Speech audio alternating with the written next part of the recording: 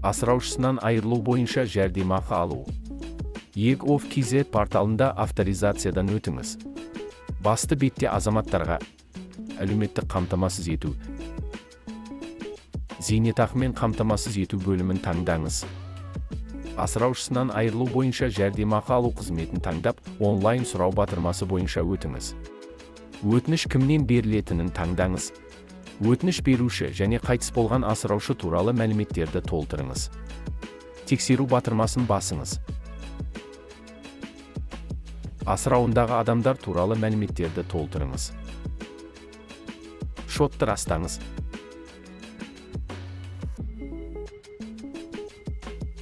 Өтінімге қол қоюдың қолжетімді әдістерінің бірімен қол қойыңыз.